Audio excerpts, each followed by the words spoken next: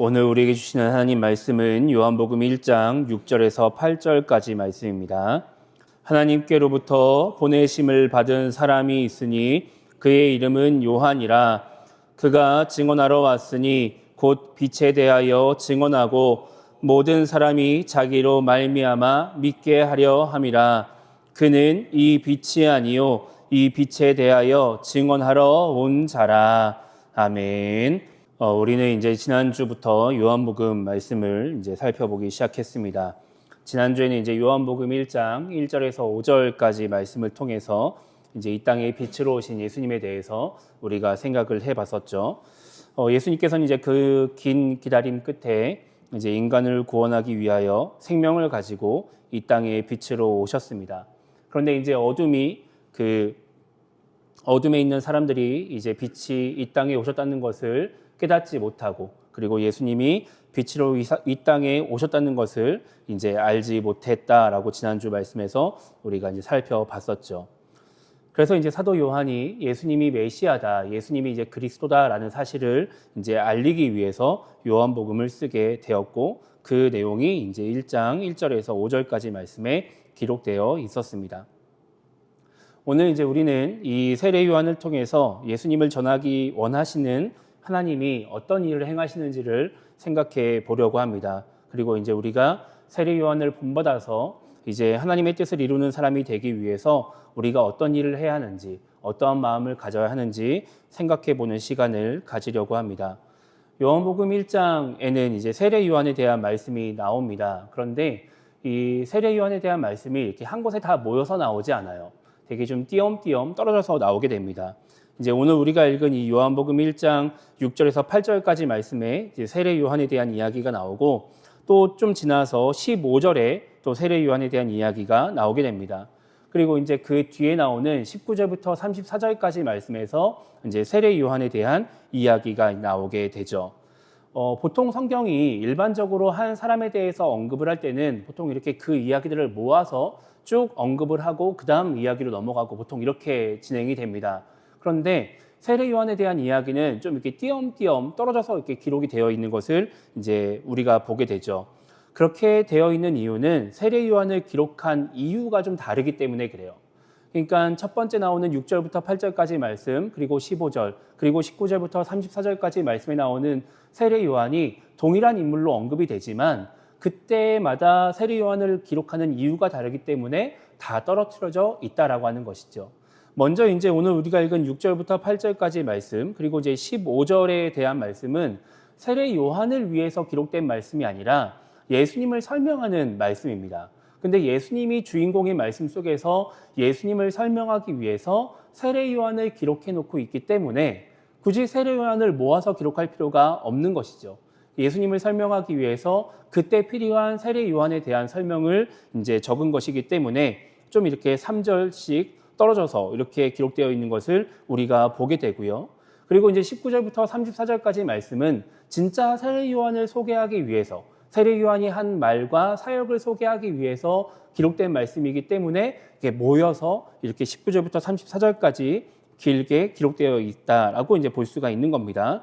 그래서 이제 그 이유가 다르기 때문에, 그 말씀의 주인공이 다르기 때문에 세례 요한의 말씀이 좀 떨어져서 기록이 되어 있다. 이제 우리가 오늘 말씀을 생각하면서 그렇게 이해하면 좋을 것 같습니다. 그래서 오늘은 이 6절부터 8절까지 말씀만 살펴보는 것이 아니라 그 뒤에 19절 이하에 나오는 세례 요한의 말씀까지도 다 우리가 살펴보면서 세례 요한의 사역에 대해서 생각을 해보려고 합니다.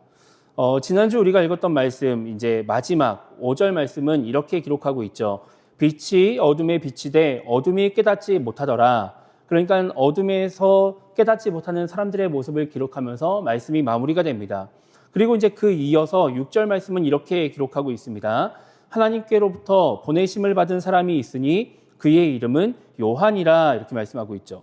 그러니까 하나님이 이 땅에 있는 어둠에 있는 영혼들이 그 빛을 깨닫지 못하니까 하나님이 요한을 보내셨다라고 말씀하고 있는 겁니다.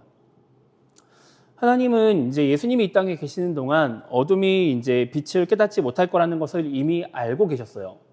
예수님이 계시는 동안에 사람들이 예수님을 알아보지 못하는 것은 일단 첫 번째로는 하나님의 의도가 있습니다. 그러니까 하나님의 관점에서 예수님이 이 땅에서 죽어야 그 인간의 죄의 문제를 해결할 수 있기 때문에 일단 사람들이 예수님을 죽여야 되겠죠. 근데 먼저 예수님이 메시아라는 게 밝혀지고 하나님의 아들이라는 것을 모든 사람들이 다 알게 되면 사람들이 예수님을 죽일까요? 죽이지 않겠죠. 그러면은 아무리 예수님이 이 땅에 와도 인간의 죄의 문제가 해결되지 않는 거예요. 그러니까 하나님이 의도적으로 예수님이 자신의 존재를 비유를 통해서 말씀하시거나 혹은 사람들이 비유를 듣고도 깨닫지 못하게 하심으로 일차적으로 예수님의 존재를 가리십니다. 그런데 그렇게 사람들이 예수님을 죽여도 그 예수님을 죽인 사람들도 예수님을 믿고 구원을 받아야 되기 때문에 일단 예수님에 대한 힌트들, 예수님을 전하는 사람들은 필요했던 것이죠. 그래서 세례 요한을 보내셔서 사람들에게 예수님에 대한 힌트를 주시는 거예요. 이 정도를 가지고 깨닫는 영혼들이 있다면 예수님을 믿고 따를 수 있도록 하나님이 길을 열어주시는 거죠. 그리고 세례 요한이 전한 메시지를 통해서 나중에 예수님이 죽으시고 부활하신 다음에 그 예수님과 함께 그 시대를 살아갔던 사람들이 예수님을 깨닫고 믿을 수 있도록 하기 위해서 지금 하나님이 세례 요한을 보내셨다라고 말씀을 하고 있는 겁니다. 그래서 세례 요한은 하나님이 보내신 사람이기 때문에 특별한 사명을 가지고 이 땅에 태어났습니다. 누가복음 1장에 보면은 이제 세례 요한의 출생에 대한 말씀이 이제 기록되어져 있는데 세례 요한의 아버지는 사가랴라고 하는 제사장이었습니다.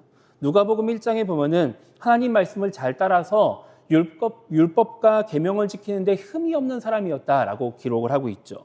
그의 어머니는 엘리사벳이었는데 그 또한 레위인으로서 뭔가 하나님 앞에서 되게 올바른 사람이었다라고 성경이 기록하고 있습니다. 그런데 이 부부가 되게 하나님 말씀을 잘 따르고 또 제사장의 직무를 잘 감당하는 사람이었음에도 불구하고 아이를 낳지 못한 채 나이를 많이 먹은 상태였습니다. 그런데 그런 상황 속에서 사가랴가 제사장의 직무를 하고 있을 때 갑자기 하나님의 사자가 나타나서 사가랴에게 아들을 낳을 것이다 라고 예언을 하게 되죠. 그리고 그 이름을 요한이라고 지으라고 또 알려주게 됩니다. 그러면서 주의 사자가 이렇게 사가랴한테 이야기를 합니다. 모태로부터 성령의 충만함을 받아 이스라엘 자손을 주, 곧 그들의 하나님께로 많이 돌아오게 하겠음이라. 그가 또 엘리야의 심령과 능력으로 주 앞에 먼저 와서 아버지의 마음을 자식에게 거스르는 자를 의인의 슬기에 돌아오게 하고 주를 위하여 세운 백성을 준비하리라. 이렇게 예언을 하게 되죠. 그러니까 사가랴를 통해서 하나님이 요한을 이 땅에 보내시면서 그를 통해서 요한을 통해서 많은 이스라엘 자손들을 하나님께로 돌아오게 하려고 했다라고 성경이 말씀하고 있는 것이고 또 거스르는 자를 의인의 슬기에 돌아오게 하고 주를 위하여 백성을 준비시킬 것이다. 이렇게 하나님이 예언을 하시는 겁니다. 하나님께서 사람을 이 땅에 보내시면서 그리고 인간을 이 땅에 보내시면서 하나님은 그냥 아무 이유 없이 사람을 보내시지 않으십니다. 그냥 우연히 이 땅에 태어나서 그냥 잘 먹고 잘 살라고 행복하게 살라고 그냥 이 땅에 보내시는 것이 아니라 하나님이 보내시는 사람에게는 하나님이 항상 사명을 맡기시는 것이죠. 그게 하나님이 일하시는 방법입니다. 그러니까 이 땅에 보내신 받은 모든 사람에게는 모두 다 하나님의 뜻이 있는 것이고 하나님께서 맡기시는 사명이 있다라고 하는 것이죠. 요한복음 1장 7절과 8절은 이러한 세례 요한에게 주어진 사명을 이렇게 말씀하고 있습니다. 그가 증언하러 왔으니 곧 빛에 대하여 증언하고 모든 사람이 자기로 말미암아 믿게 하려 함이라. 그는 이 빛이 아니요 이 빛에 대하여 증언하러 온 자라. 이렇게 말씀하고 있죠. 5절에서 사람들이 그 빛을 깨닫지 못하니까 하나님이 세례 요한을 보내서 빛을 깨닫게 하시려고 하신다라는 겁니다. 그런데 세례 요한은 빛이 아니고 예수님이 아니고 빛에 대해서 증언하러 온 자라라고 분명하게 기록을 하고 있죠. 세례 요한이 하나님 말씀을 증거하며 예수님을 알려야 하는 존재이고 그는 절대 예수님이 아니다라고 성경이 기록하고 있는 겁니다. 그래서 세례 요한은 유대 광야에서 회개를 외치며 회개의 세례를 주었습니다. 그래서 많은 사람들이 그 말씀을 듣기 위해서 도시에서 닫고 광야로 그 척박한 땅으로 나와서 세례 요한이 전하는 말씀을 듣고 또 세례를 받고는 하는 거예요. 하나님이 그 사람에게 맡기신 사명을 감당하게끔 사람들을 계속해서 이제 보내주시는 것이죠. 그렇게 세례 요한에게 사람들이 모여들고 사람들이 막 회개를 하고 세례를 받으니까 뭔가 유대인들이 세례 요한에게 관심을 갖기 시작합니다. 뭔가 예루살렘에서 종교적으로 뭔가 사람들에게 인정받고 있는 지도자들이 그 세례 요한에게 관심을 받게 되죠. 그래서 이제 오늘 말씀 뒤에 나오는 요한복음 1장 19절부터 이제 28절까지 말씀 보면은 그들이 보낸 사람들이 세례 요한과 대화하는 그런 말씀을 기록하고 있습니다. 19절 말씀 보면은 이제 유대인들이 제사장들과 레위인들을 세례 요한에게 보냅니다. 여기서 말하는 유대인들은 24절 말씀 보면은 바리새인이라고 기록이 되어 있는데 세례 요한에게 사람들이 막 몰려가니까 세례 요한이 어떤 사람인지 궁금한 거예요. 그래가지고 사람들을 보내서 세례 요한에게 물어봅니다. 네가 누구냐라고 물어보죠. 그때 세례 요한이 그 사람들이 누구냐라고 하는 질문이 어떠한 의도인지를 알고서 나는 그리스도가 아니다라고 대답을 합니다. 나는 메시아가 아니라는 거예요. 우리가 8절 말씀에서 기록된 것처럼 세례 요한은 빛이 아니었기 때문에 자신은 그리스도가 아니다, 메시아가 아니다라고 말을 하게 되는 것이죠. 그러니까 또 사람들이 또 물어봅니다. 그럼 너는 엘리야냐? 너는 선지자냐? 라고 물어봐요. 그런데 그런 대답에 또 세례 요한은 자기가 아니다라고 말을 하죠.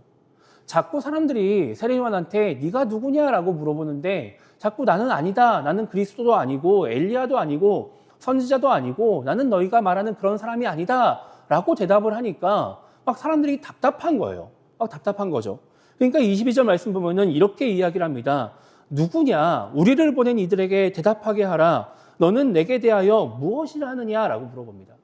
아니 지금 우리를 보낸 바리새인들에게 내가 가서 대답을 해줘야 되는데 네가 자꾸 아니라고만 말하면은 내가 뭐라고 대답을 해주냐? 그럼 네가 그냥 솔직하게 이야기를 해줘라. 너는 누구냐라고 물어보는 것이죠. 그때 세례 요한이 23절에서 이렇게 대답을 합니다. 이르되 나는 선지자 이사야의 말과 같이 주의 길을 곧게 하라고 광야에서 외치는 자의 소리로라. 이렇게 대답을 하죠.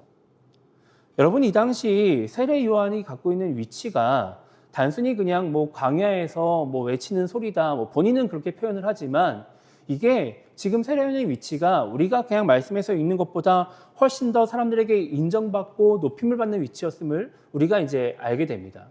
여러분 유대 광야라고 하는 곳은 예루살렘에서 많이 떨어진 곳이에요. 사람이 살지 않는 곳이에요. 거기에 아무리 유명한 사람이 있고 아무리 뭐 위험 있는 사람이 있어도 굳이 사람들이 거기까지 가서 지금처럼 뭐 차를 타고 가는 것이 아니기 때문에 가서 만나서 말씀 듣고 뭐 세례를 받고 그럴 필요가 전혀 없는 것이죠. 그런데 예루살렘에서 있는 사람들, 정말 그 유대의 중앙에서 중심부에서 하나님을 믿고 따르는 그런 사람들까지도 관심을 가질 정도로 세례 요한이 유명한 인물이었고 사람들에게 인정받는 인물이었고 높임을 받는 인물이었습니다. 그렇게 사람들에게 인정받고 높임을 받고 있음에도 불구하고 세례 요한은 자기가 그냥 광야에서 외치는 자의 소리다라고 말을 해요. 그냥 외쳤다가 사라져버리는 소리라고 하는 것이죠. 자기는 뭔가 지금 사람들에게 인정받고 높임을 받고 있지만 자기는 뭔가 되게 위대한 선지자도 아니고 그리스도도 아니고 메시아도 아니고 너희가 그렇게 기대하는 그런 위대한 인물이 아니라 그냥 보잘것없이 하나님의 사명을 감당하는 자일 뿐이다라고 말을 하고 있는 겁니다.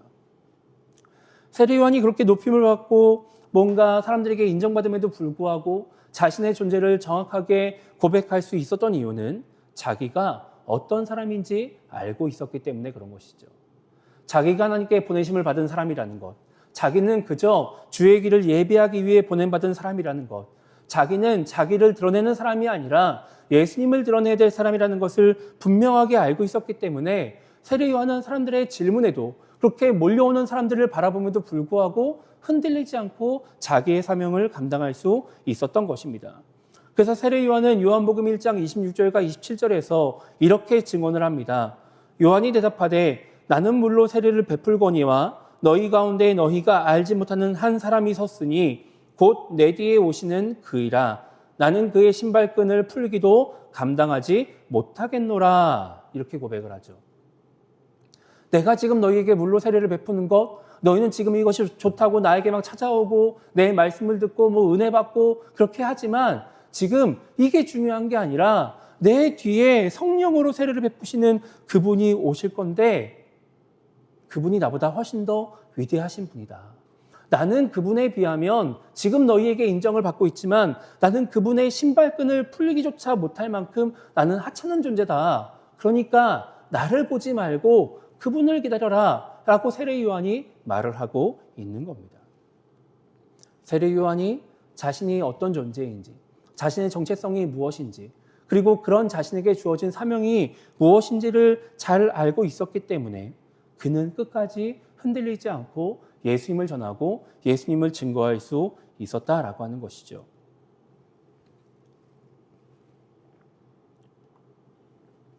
우리는 지난주 말씀을 통해서 이제 어둠에 있는 사람들이 빛을 알려면 이 땅에 빛으로 오신 예수님을 전하는 사람이 있어야 된다라는 것을 생각해 보았습니다. 누군가가 알려야 어둠에 있는 사람들이 빛으로 오신 예수님을 알 수 있게 되는 것이죠. 누가 전해야 되느냐? 바로 우리가 전해야 됩니다. 지금 예수님을 믿는 사람들이 전해야 된다라고 하는 것이죠. 이 땅에 많은 신앙인들이 있습니다. 기독교인들이 많이 줄었다라고 하지만 여전히 많은 사람들이 교회를 다니면서 예수님을 믿고 신앙생활을 영해 나가고 있죠. 한때 우리나라의 인구의 한 4분의 1 정도가 기독교인이다라고 말하던 시절도 있었습니다. 그렇게 많은 사람들이 예수님을 믿고 나는 예수님을 믿는다고 말을 하고 기독교라고 말을 했지만 교회는 점점 쇠퇴해 갔습니다. 기독교 인구가 점점 줄어갔습니다. 왜 이렇게 기독교 인구가 줄어들고 교회가 쇠퇴하고 있느냐? 여러 가지 원인들이 있겠죠. 목회자의 문제도 있었고 또 교회 공동체의 문제도 있었고 여러 가지 문제가 있었습니다. 그런데 가장 직접적인 원인은 지난주에 우리가 살펴봤듯이 신앙인들이 예수님을 전하지 않는 것이었습니다. 많은 신앙인들이 예수님을 믿는다라고 말하면서 주변 사람들에게 예수님을 전하지 않는 이유가 무엇일까요? 오늘 말씀을 통해 생각해 보면 우리가 어떤 존재인지를 모르기 때문에 그렇습니다. 내가 지금 하나님께 보냄받은 사람이라는 것을 모르기 때문에 그래요. 내 정체성이 내가 어떤 사람인지, 어떤 존재인지, 나의 정체성을 모르니까 내가 무슨 일을 해야 될지를 모르는 거예요. 정체성이 없으니까 사명이 없는 거죠. 그러니까 예수님을 믿는다라고 말을 하고 또 그렇게 열심히 신앙생활을 해나가지만 진짜 우리가 해야 하는, 신앙인들이 해야 하는 예수님을 전하는 일들을 하지 않는 것입니다. 왜 많은 신앙인들이 예수님을 믿는다라고 말하면서 자신의 정체성과 사명을 모르면서 신앙생활을 하게 될까요? 그것은 그 정체성과 사명에 관심이 없기 때문에 그렇습니다. 관심이 없으니까 알 수가 없는 거죠. 많은 신앙인들이 하나님을 사랑하지 않고 하나님이 주시는 것들 또 혹은 하나님께 받고 싶은 것들을 사랑합니다. 그렇게 하나님께 관심을 두지 않고 나의 유익을 위해서 뭔가 신앙생활을 하다 보니까 하나님이 나에게 부여하신 그 사명 혹은 나의 정체성에 관심을 두지 않는 것이죠. 그냥 하나님을 믿고 내가 잘 되기만을 바랄 뿐이에요. 내가 건강했으면 좋겠고 복을 많이 받았으면 좋겠고 뭔가 형통했으면 좋겠고 뭔가 부유해졌으면 좋겠고 뭔가 그런 것들만 우리가 계속해서 추구하게 되는 것이죠. 혹 어떤 신앙인들은 뭔가 교회라는 신앙 공동체 안에서 하나님의 뜻에 관심을 갖고 또 그 뜻을 이루기 위해서 애를 쓰는 것이 아니라 뭔가 그 공동체 안에서 사람들에게 인정받고 높임을 받으려고 하기도 합니다. 하나님을 높이는 것보다 예수님을 전하는 것보다 나를 높이고 나를 자랑하는 데 더 힘을 쓰는 겁니다. 그러면은 우리의 정체성을 또 사명을 알 수가 없는 것이죠. 그렇게 많은 신앙인들이 신앙생활을 하다 보니까 진짜 우리의 사명을 감당하지 못하는 거예요. 여러분 마가복음 11장에 보면은 이제 예수님께서 십자가에 달려 죽으시기 위해서 예루살렘에 들어가시는 모습을 이제 기록을 하고 있습니다. 예수님이 제자들 중 두 사람에게 이제 맞은편 마을에 가서 이제 묶여 있는 그 나귀 새끼를 이제 끌어서 데리고 와라 이렇게 말씀을 하시죠. 제자들 2명이 가가지고 그 나귀 새끼를 이제 끌고 옵니다. 그리고 이제 그 나귀 새끼 등 위에다가 새끼 나귀 등 위에다가 이제 자신들의 겉옷을 얹어 놓고서 예수님을 이렇게 태웁니다.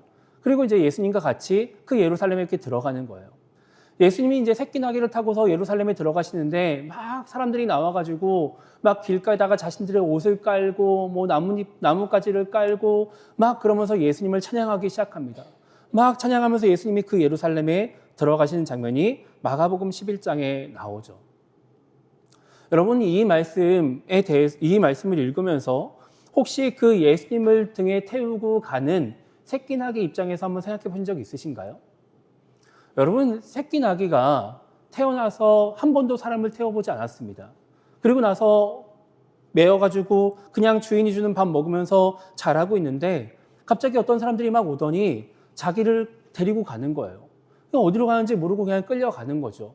그냥 사람이 끌고 가니까 끌려가는 겁니다.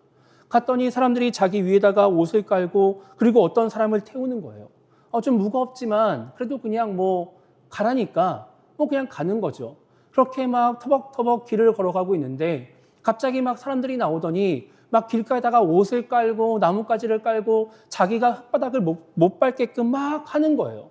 그러면서 막 사람들이 막 환호를 지르고 막 외치고 소리를 지르고 막 웃고 막 난리가 나는 겁니다. 나귀가 그거를 보면서 길을 막 가는 거예요. 맨 처음에는 의아했겠죠. 왜 이러지? 왜 내가 흙바닥을 못 밟게 하는 거지? 왜 나한테 와가지고 막 웃어주는 거지? 왜 환호를 해주는 거지? 하다 보니까 이 사람들이 계속해서 그러고 있으니까 뭔가 이제 익숙해지기 시작합니다. 그러면서 사람들이 나를 좋아하나 보다 이런 생각을 하게 되는 거죠. 인간 아기가 막 너무 처음 겪는 이 뭔가 환대와 환호에 막 기뻐가지고 막 갑자기 막 기뻐서 막 펄쩍펄쩍 뛰고 막 아빠를 치켜들고 막 난리를 치는 거예요. 그러면 어떻게 될까요, 여러분? 등에 타고 있는 예수님이 바닥에 떨어집니다. 나귀가 사람들의 환호를 듣고서 좋아가지고 막 펄쩍펄쩍 뛰고 막 아빠를 들고 막 난리를 치면은 예수님이 떨어지는 거예요. 그러면 무슨 일이 생길까요? 그때부터 사람들의 환호가 멈춥니다. 그때부터 사람들이 소리를 지르지 않아요. 더 이상 길에다가 옷을 깔지 않고 나뭇가지를 깔지 않습니다. 더 이상 나귀를 쳐다보지 않는 것이죠. 왜 그럴까요? 사람들의 환호와 그 모든 환대는 나귀를 위한 것이 아니라 나귀 등에 타고 있는 예수님을 위한 것이었기 때문에 그렇습니다. 많은 신앙인들이 이렇게 착각한 새끼 나귀처럼 신앙생활을 합니다. 하나님의 은혜로, 예수님의 은혜로 우리가 구원을 받았고 그렇게 신앙생활을 하고 있고 사명을 감당하고 있는데 꼭 그것이 자기의 능력인 줄 착각을 하고 그렇게 사람들의 인정과 찬양이 뭔가 자기를 향한 찬양인 줄 착각하는 것이죠. 그렇게 착각하면서 신앙생활을 하면은 하나님의 뜻을 이루기 위해서 신앙생활을 하는 것이 아니라 내 뜻을 이루기 위해서 신앙생활을 하게 됩니다. 하나님께서 맡기신 사명을 감당하는 사람이 되는 것이 아니라 내 욕심을 채우려는 사람이 되는 것이죠. 여러분, 여기서 가장 취약한 사람이 바로 저 같은 목사입니다. 제가 제일 취약해요. 여러분, 제가 우리 교회에서 나이가 되게 어린 편이죠. 우리 청년들 제외하고는 제가 제일 나이가 어립니다. 그런데 제가 목사라는 직분을 감당하기 때문에 이 자리에 서 있고 또 우리 많은 성도님들이 제가 목사라는 이유 하나만으로 한참이나 나이가 어린 저를 존중해 주시죠. 때로는 어떠한 사명을 부탁드리고 어떠한 일들을 맡길 때 순종이라고 하는 정말 감당할 수 없는 그런 단어를 써가시면서 뭔가 저를 존중해 주시기도 합니다. 여러분 한번 생각해 보세요. 제가 그냥 목사가 아니라 그냥 이 동네 사는 그냥 한 사람이었다면 여러분 저를 그렇게 존중해 주셨을까요? 물론 동네 아저씨여도 존댓말은 해주셨겠죠. 뭐 나이가 어려도 존댓까지는 해주셨겠지만 제가 뭐 이러고 해달라 저거 해달라 말씀드리면은 여러분 존중해 주셨을까요? 아마 아니었겠죠. 그런데 이것이 제가 그냥 목사라는 이유 때문에 하나님이 저에게 목사라고 하는 직임을 맡기셨기 때문에 벌어진 일들인데 그것을 꼭 제가 저의 능력인 양 착각하면은 무슨 일이 벌어질까요? 제가 꼭 여러분들이 저를 존중해 주시는 게 저의 위대함이라고 착각하면은 무슨 일이 벌어질까요? 교회가 하나님을 바라보지 않게 됩니다. 제가 하나님을 바라보지 않고 교회가 하나님을 바라보지 않게 되는 것이죠. 그러면 교회가 병들어가게 되는 거예요. 그럼 우리가 행복한 신앙생활을 하지 못하게 되는 것이죠. 그런데 이것은 비단 저만의 문제가 아닙니다. 우리는 공동체로 하나로 모여있기 때문에 우리 중에 누구 한 사람이라도 이 착각에 빠지게 되면은 이 하나님을 드러내기보다도 나를 드러내려고 애를 쓰면은 우리 모두가 불행해질 수 있는 것이죠. 그래서 우리는 나의 유익을 위한 신앙생활, 뭔가 내가 원하는 것을 이루기 위한 신앙생활에서 벗어나서 하나님을 위한 신앙생활, 하나님의 뜻을 이루기 위한 신앙생활을 해야 하는 것입니다. 그렇게 할 때 우리는 내가 어떤 존재인지를 깨닫는 것이고 나에게 주어진 사명이 무엇인지를 깨닫게 되는 것이죠. 그래야 예수님을 전할 수 있는 것이고 우리 교회가 행복한 신앙 공동체가 될 수 있는 것입니다. 그래서 우리는 세례 요한을 본받아야 합니다. 세례 요한과 같이 나의 정체성을 알고 사명을 감당하는 사람이 되어야 하는 것이죠. 그런데 이렇게 뭔가 정체성을 알고 사명을 알아도 정말 우리가 예수님을 전한다라고 하는 것이 또 하나님께서 맡기신 사명을 감당한다라고 하는 것이 되게 쉬운 일은 아닙니다. 뭐 사명을 알아도 그것을 감당하는데 되게 용기가 필요하기도 하고 또 예수님을 전한다라고 했을 때 뭔가 어떤 말을 해야 될지 모를 때도 있죠. 여러분 오늘 말씀에 나오는 세례 요한이 자신에게 주어진 사명이 무엇인지 알았습니다. 아마 사가랴가 이야기해 줬겠죠. 너를 임신하기 전에 이미 주의 사자가 나에게 와서 이러한 일을 이야기하더라. 너는 크면은 꼭 이 일을 감당해야 돼. 이게 너의 사명이야. 뭐 이야기를 했을 수도 있을 것 같습니다. 그러면 세례 요한이 정말 자신의 정체성을 알고 사명을 알았으니까 그 사명을 감당하는 것이 쉬웠을까요? 사람들이 자기가 잘 살고 있는 그 집을 떠나서 광야로 가가지고 사람들이 없는 그곳에 가가지고 그 예수님을 외치는 것이 쉬운 일이었을까요? 쉽지 않았을 것입니다. 그래서 하나님은 세례 요한에게 은혜를 주십니다. 요한복음 1장 32절 말씀 보면은 이렇게 기록을 하고 있습니다. 요한이 또 증언하여 이르되 내가 봄에 성령이 비둘기같이 하늘로부터 내려와서 그의 위에 머물렀더라 라고 말하고 있죠. 세례 요한이 보았다는 거예요. 그리고 그 본 것을 증언하는 겁니다. 무엇을 보았느냐? 예수님의 위에 성령이 비둘기같이 하늘에 내려와서 머물러 있는 것을 보았다라고 하는 겁니다. 세례 요한이 예수님이 세례 요한에게 나오셨습니다. 그리고 세례 요한에게 세례를 받으시죠. 다른 복음서를 보면은 뭐 세례 요한이 예수님을 알아보고 세례 주는 것을 거부하는 장면도 나오기는 하는데 어쨌든 세례 요한은 예수님 말씀을 듣고서 예수님에게 세례를 베풉니다. 그런데 그렇게 세례를 베풀자 성령이 비둘기같이 하늘에서 내려와서 예수님 위에 머무는 거예요. 근데 그걸 누가 보느냐? 세례 요한이 보았다라고 하는 것이죠. 그 자리에 수많은 사람들이 있었습니다. 그런데 그 사람들이 보았다는 증언은 없는데 세례 요한은 그것을 보았다라고 말을 해요. 그것을 보면서 세례 요한이 예수님이 하나님의 아들이시라는 것을 그리스도라는 것을 확신하게 됩니다. 왜 그러느냐? 33절 보면 이렇게 말씀하고 있습니다. 나도 그를 알지 못하였으나 나를 보내어 물로 세례를 베풀라 하신 그이가 나에게 말씀하시되 성령이 내려서 누구 위에든지 머무는 것을 보거든 그가 곧 성령으로 세례를 베푸는 이인 줄 알라 하셨기에 라고 말씀하고 있죠. 자, 세례 요한을 보내서 물로 세례를 베풀라고 말씀하신 그 하나님이 세례 요한에게 미리 말씀을 하신 거예요.